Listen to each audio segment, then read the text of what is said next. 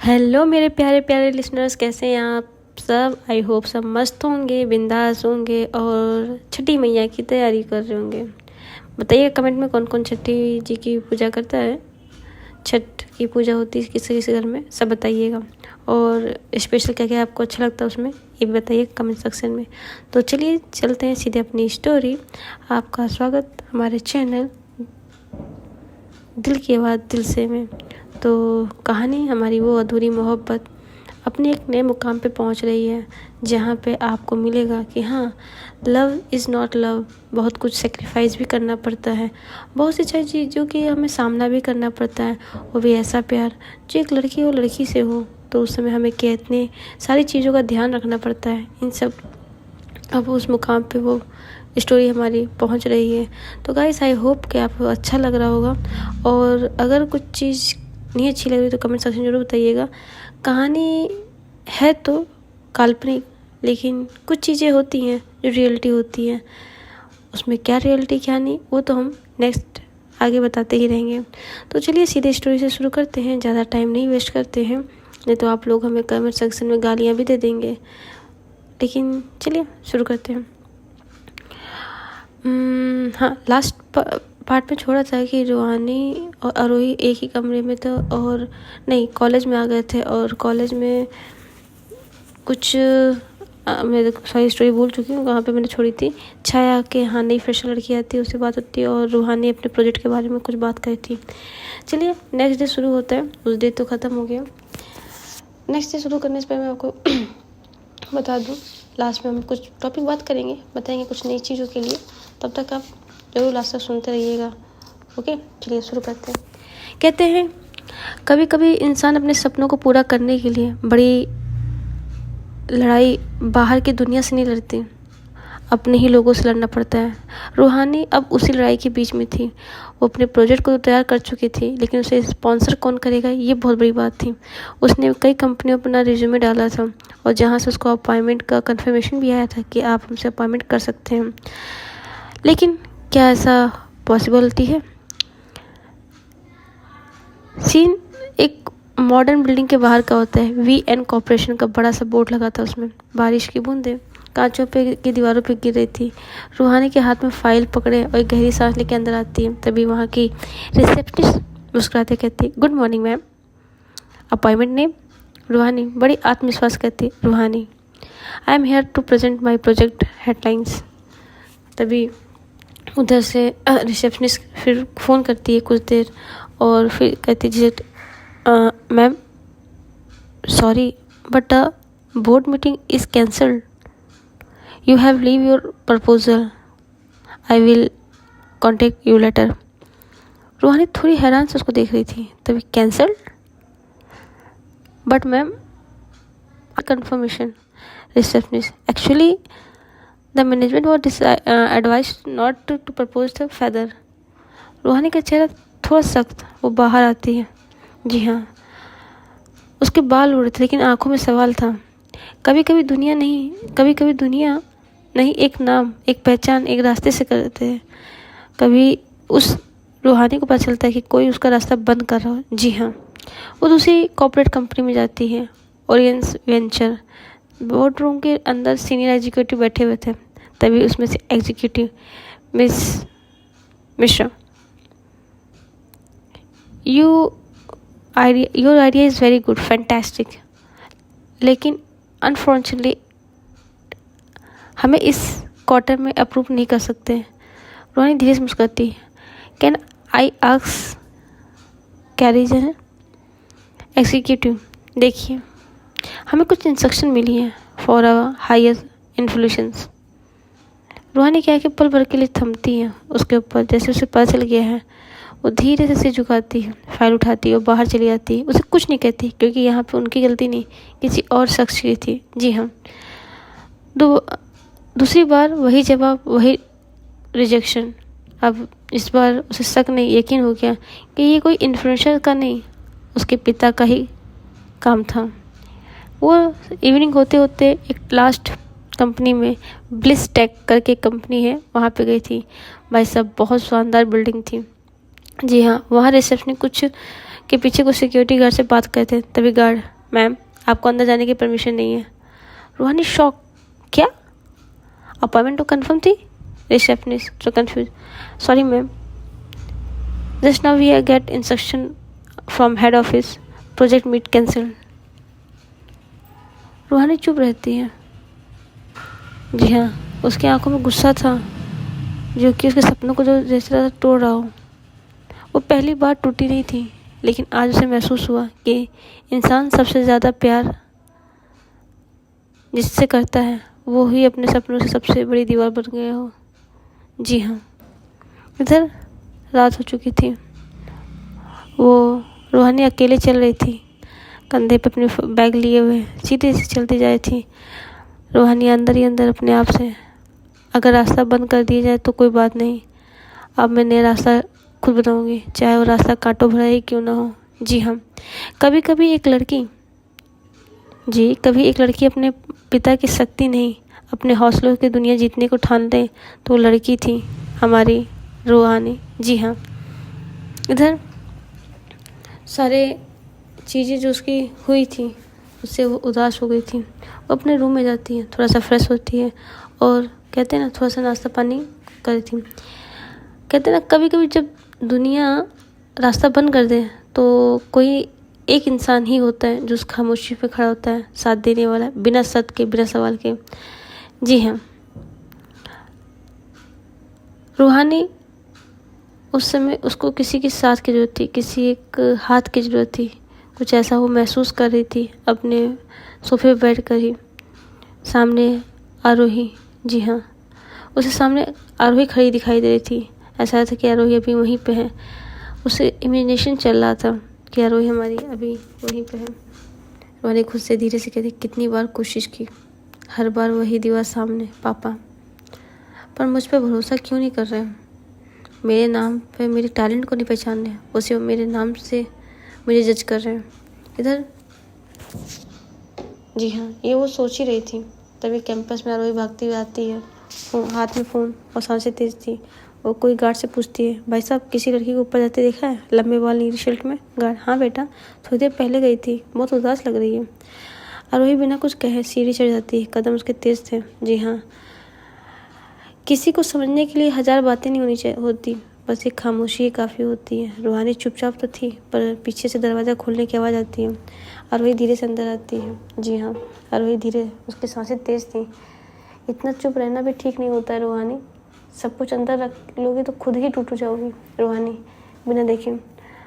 अब टूट का भी डर नहीं बचा है आरोही, जब अपने ही सपने किसी और के डर कह दो तो आंसू भी बेनामी लगती है। आरोही धीरे से उसके पास आके बैठती है, धीरे उसका हाथ पकड़ती है। मुझे पता चला सब, तुम्हारे पापा ने जिन कंपनी को मना किया रूहानी, उन्होंने रास्ता बंद किए हैं, लेकिन हम जैसे रूहानी, उन्होंने तुम्हारे लिए रास्ता बंद किए हैं, लेकिन तुम जैसी लड़कियां दीवार गिरा सकती। रूहानी आरोही की बातें सुनकर उसकी आंखों में जो अभी तक आंसू रुके थे वो बस ऐसे रहता इशारा मांग रहे बाहर आने के, अब वो थोड़ा सा बहने लगते हैं।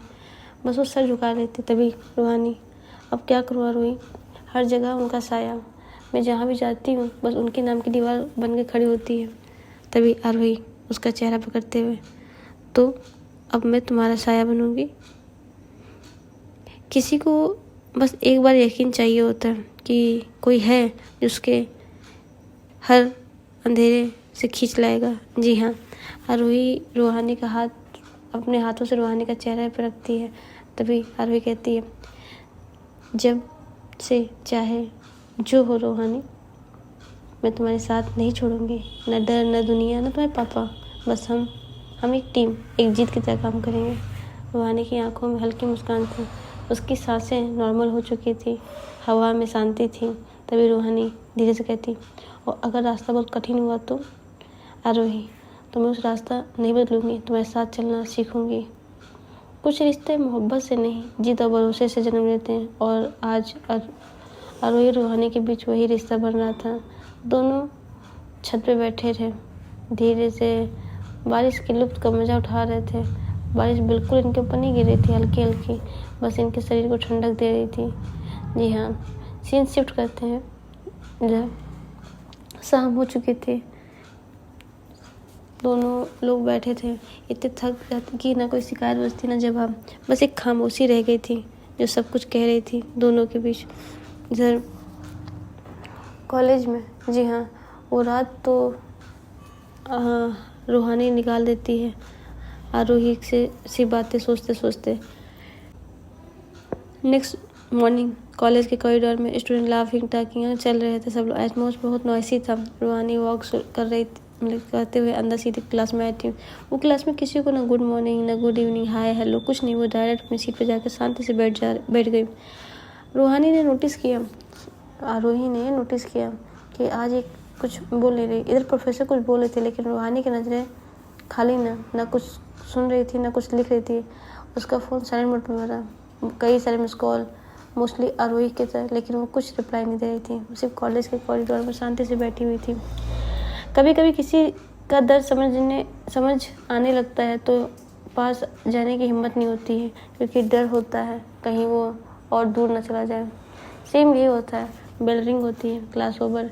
स्टूडेंट अपने चैटिंग लाफिंग और मूव आउट कर रहे थे क्लासरूम से, लेकिन रूहानी वही साइलेंटली अपना बैग उठाती है, अब सीट बैक अलोन शांति से स्ट्रिंग पर बैठी बाहर देख रही थी।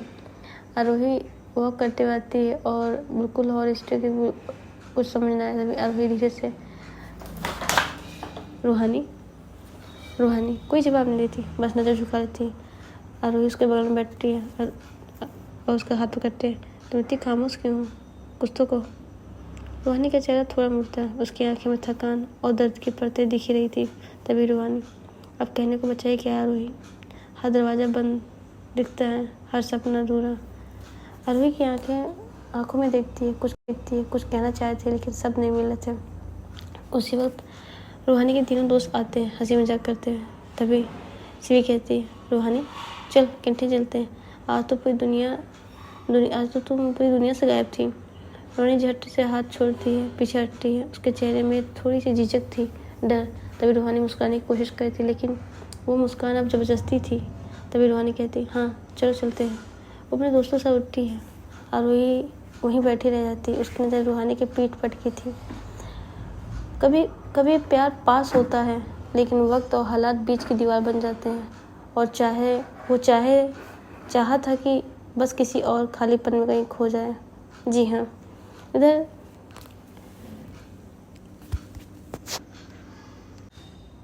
रूहानी अपने दोस्तों के साथ कैंटीन जाती है। वो कैंटीन में बैठी तो थी लेकिन उसका ध्यान कहीं और था। आरोही छाया के साथ आ रही थी और उसके साथ मोहिनी भी थी, उसकी नई दोस्त। ये सब कैंटीन में बैठे कुछ करते, लेकिन आरोही की नज़र रूहानी पे लगातार जा रही थी। ये चीज़ छाया ने नोटिस किया। तभी छाया कहती आरोही उसकी नज़र अभी भी रूहानी पे थी। तभी छाया उसका हाथ पकड़ती है, कहती है, आरोही कॉफ़ी पियो, ठंडी हो रही है। तभी उसकी नज़र कॉफ़ी पे जाती है। वो कॉफ़ी उठाती है और पी रही थी। उसकी बार बार नज़र, जी हाँ, आरोही पे जाती थी। आरोही कैंटीन से निकली और धीरे धीरे वो कॉलेज के रूफ में जा रही थी। इधर से आरोही कहती, आती हूँ, छाया से बोल के। छाया ने नोटिस तो किया लेकिन कुछ नहीं कह रही। आरोही जा रही थी और वो भी रूहानी के पीछे पीछे कॉरिडोर के ऊपर जाती है। चारों कॉलेज का नज़ारा, हवा में उड़ते पत्ते। छत पे बैठी रूहानी और उसके पास आरोही चुप्पे से आके कुछ ही दूरी पे खड़ी थी छाया। कहते ना, कभी कभी ज़िंदगी में कुछ फैसले दिल तोड़ने वाले होते हैं, पर रास्ता शायद सही साबित होता है। रूहानी धीरे से आरोही के कंधे पर सिर रखते हुए, उसकी आवाज़ में थकान थी, आरोही मुझे इस शहर से बाहर जाना होगा। शायद वहीं जाकर मैं अपने पापा को अपने आप को साबित कर पाऊँगी। आरोही तो पर तुम अकेले कैसे जाओगी? मैं भी चलूँगी तुम्हारे साथ। रूहानी मुस्कुरा, नहीं बच्चा, तुम अभी कॉलेज पूरा करो, जब तक तुम तैयार होगी मैं खुद तुम्हें लेने जाऊँगी, वादा है मेरा। तभी आरोही की आंखों में थोड़े थोड़े आंसू आने लगे थे। उसकी आंखों में वो कह सकते हैं ना, पानी आ रहा था। इधर आरोही, रूहानी मत जाना, तेरे बिना वो अधूरा लगेगा। रूहानी, अधूरे तो रिश्ते सबसे गहरे होते हैं, बस भरोसा रखना है। छत के दूसरे कोने में साया खड़ी थी। वो चुपचाप सब सुन रही थी, कुछ कह नहीं रही थी। जी हाँ, वो सिर्फ सुन रही थी। तभी रूहानी उठती है और छाया उसको पीछे से हक करती है, रूहानी मैं भी चलूँगी प्लीज़।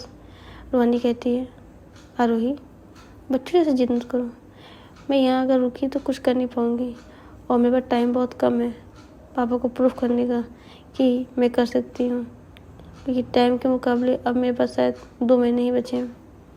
तभी आरोही और रूहानी नीचे आ रहे थे, लेकिन रूहानी ने छाया को देख लिया था। तभी रूहानी छाया के पास जाती है और छाया से कहती है छाया मैं तुम्हारी बड़ी बहन को ध्यान तो नहीं रख पाई, लेकिन अब तुम्हारी जिम्मेदारी है। छाया तुम ऐसे क्यों बोल रही हो, मैं तेरी मदद नहीं करूँगी ना हर चीज़ में। रूहानी नहीं छाया, तेरी कंपनी पहले ही मुश्किल में है, अगर तुम मेरी मदद करोगी तो सब कुछ दांव पे लग जाएगा। बस एक बात ध्यान रखना, आरोही को संभाल लेना, जब तुम्हें लौट के ना हो ये मेरी अमानत तुम्हारे पास रहेगी। हवा तेज चल रही थी, रूहानी का दुपट्टा उड़ रहा था। इधर छाया की आंखों में भी आवाज़ होते हैं, वो कहती है रूहानी मुझे नहीं पता तुम्हारी और दीदी की कैसी बॉन्डिंग थी, पर जब तुम्हारी बात लेते थे ना तो मुझे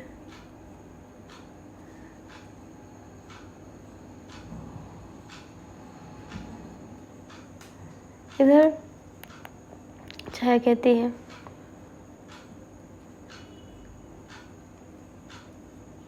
प्रॉमिस मैं उसे संभाल लूँगी जैसा तुम चाहती हो। इधर रूहानी धीरे से और पीछे कभी कभी जाना ज़रूरी होता है ताकि लौट के कोई बड़ा करके दिखा सकूं। रूहानी सीढ़ियों की ओर बढ़ रही थी, सूरज ढल रहा था।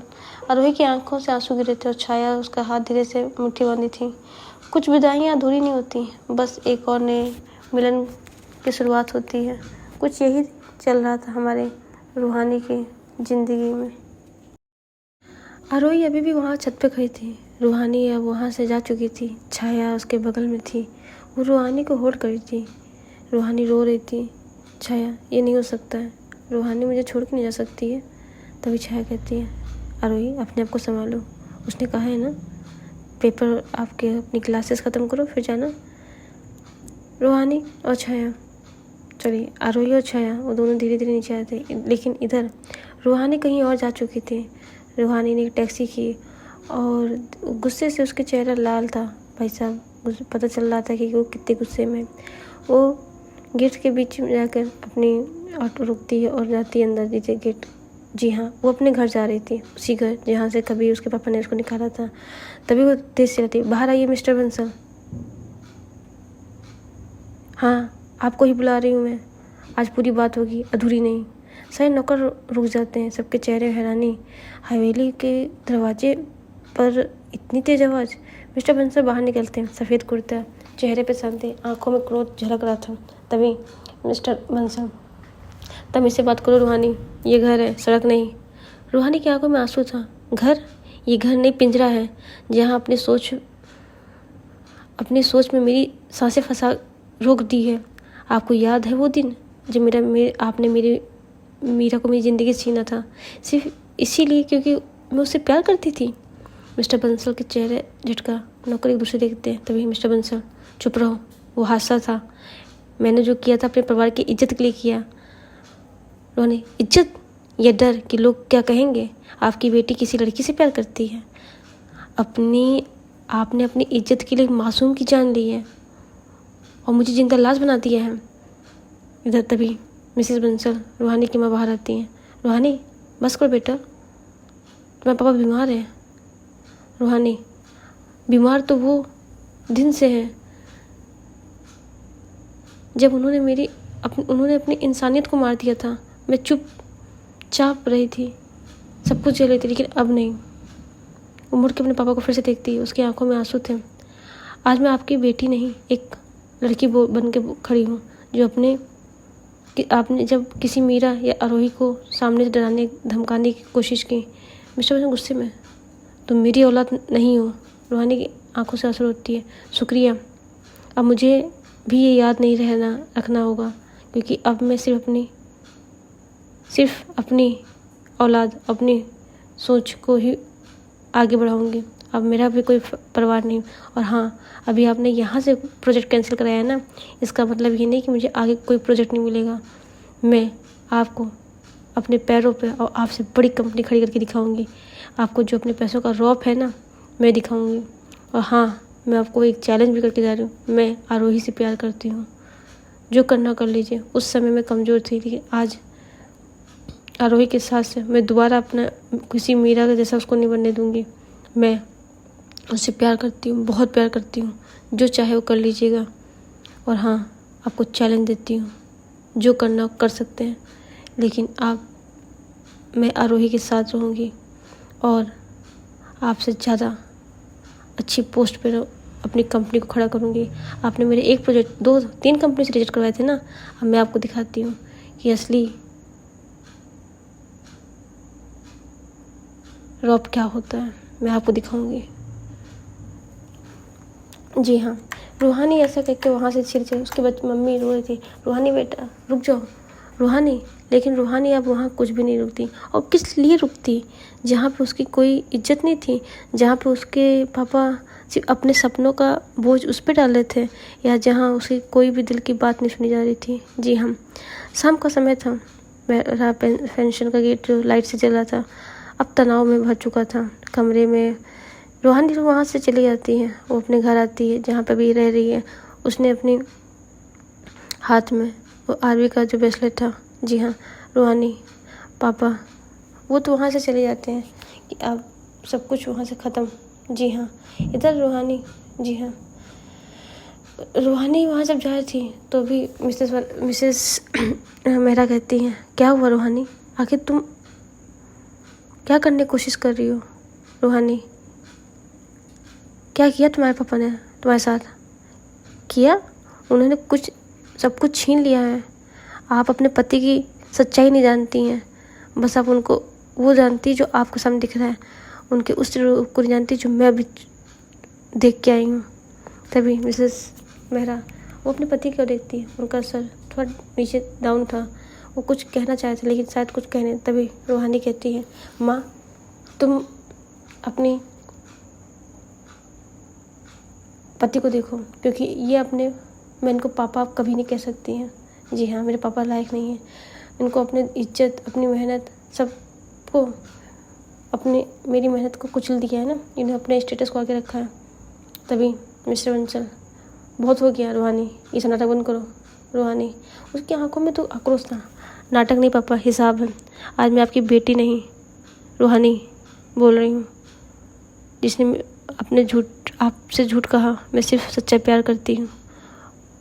सब चुपचाप थे वहाँ के। आरोही और मिस्टर बंसल दोनों के बीच की ये लड़ाई को देख रहे थे।